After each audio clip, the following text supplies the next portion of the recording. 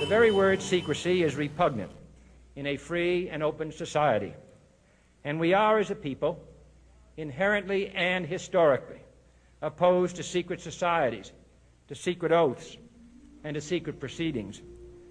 We decided long ago that the dangers of excessive and unwarranted concealment of pertinent facts far outweighed the dangers which are cited to justify it. Even today, there is little value in opposing the threat of a closed society by imitating its arbitrary restrictions. Even today, there is little value in ensuring the survival of our nation if our traditions do not survive with it. And there is very grave danger that an announced need for increased security will be seized upon by those anxious to expand its meaning to the very limits of official censorship and concealment. That I do not intend to permit to the extent that it's in my control.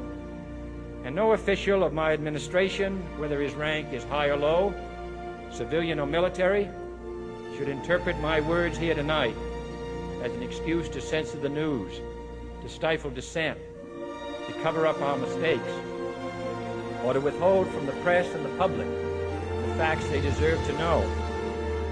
Don't let anybody make you think that God chose America as his divine, messianic force to be a sort of policeman of the whole world. God has a way of standing before the nations with judgment, and it seems that I can hear God saying to America, you are too arrogant. If you don't change your ways, I will rise up and break the backbone of your power, and I'll place it in the hands of a nation that doesn't even know my name. Be still and know that I'm God. The promises of the great society have been shot down on the battlefield of Vietnam, making the poor, white and Negro, bear the heaviest burdens both at the front and at home. Though the civil rights leaders, for various reasons, refuse or can't take a stand or have to go along with the administration, that's their business. But I'm afraid that I know that justice is indivisible. Injustice anywhere is a threat to justice everywhere. In the response and dedication of our citizens, whenever they are fully informed, I not only could not stifle controversy among your readers, I welcome it. This administration intends to be candid about its errors. For as a wise man once said, an error doesn't become a mistake until you refuse to correct it. We made the wrong diagnosis, we should change the treatment. So we're not making progress there, and we should come home. The weapons weren't there, and we went in under UN resolutions, and our national security was not threatened. We're more threatened now by staying. We intend to accept full responsibility for our errors, and we expect you to point them out when we miss them. Without debate, without criticism, no administration and no country can succeed, and no republic can survive. That is why the Athenian lawmaker Solon decreed it a crime for any citizen to shrink from controversy.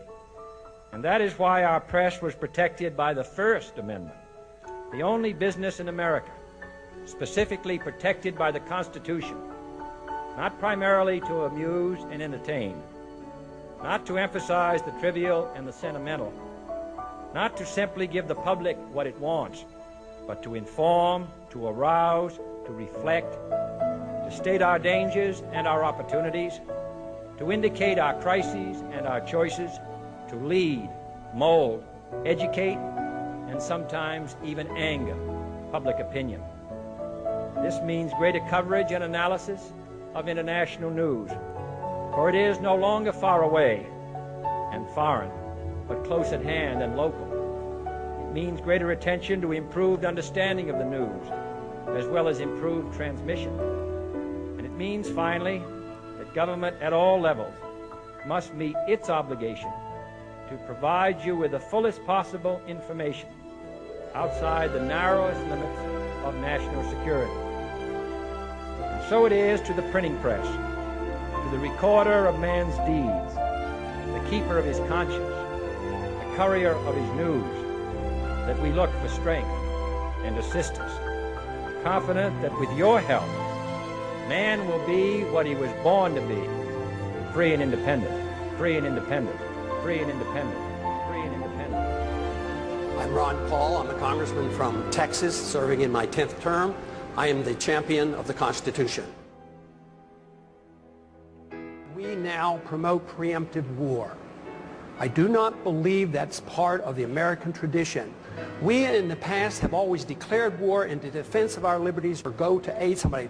But now we have accepted the principle of preemptive war. We have rejected the just war theory of Christianity.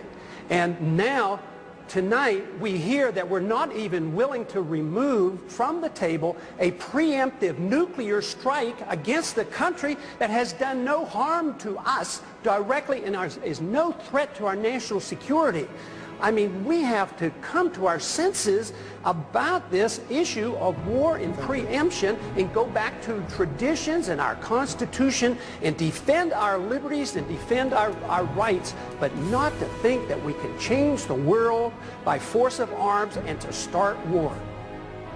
The people who say there will be a bloodbath are the ones who said it would be a cakewalk, it would be a slam dunk, and that it would be paid for by oil. Why believe them? They've been wrong on everything they've said. So why not ask the people who advise not to go into the region and into the war? The war has not gone well one bit. Yes, I would leave completely. Why leave the troops in the region? It was the fact that we had troops in Saudi Arabia was one of the three reasons given for the attack on 9/11. So why leave them in the region? They don't want our troops on the Arabian Peninsula. We have no need for our national security to have troops on the Arabian Peninsula. And going into Iraq and Afghanistan and threatening Iran is the worst thing we can do for our national security. I am less safe. The American people are less safe for this. It's the policy that is wrong. Tactical movements and shifting troops around and taking in 30 more and reducing by 5, totally irrelevant.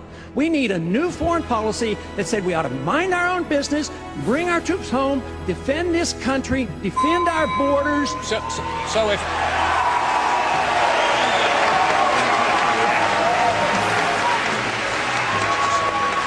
So Congressman Paul, and I'd like you to take 30 seconds to answer this.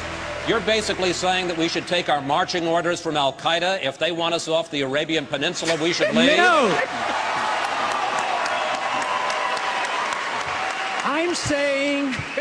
I'm saying we should take our marching orders from our Constitution. We should not go to war.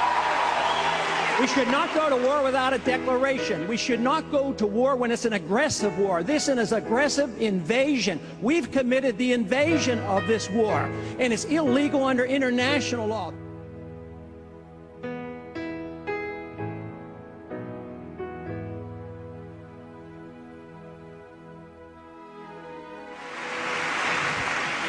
The American people didn't go in. A few people advising this administration, a small number of people called the neoconservatives, hijacked our foreign policy. They're responsible, not the American people. They're not responsible. We shouldn't punish them. Congressman, we are one nation. We can't be divided. We have to be one nation under God. That means if we make a mistake, we make it as a single country, the United States of America, not the divided States of America. When we make a mistake, it is the obligation of the people through their representatives to correct the mistake, not to continue the mistake.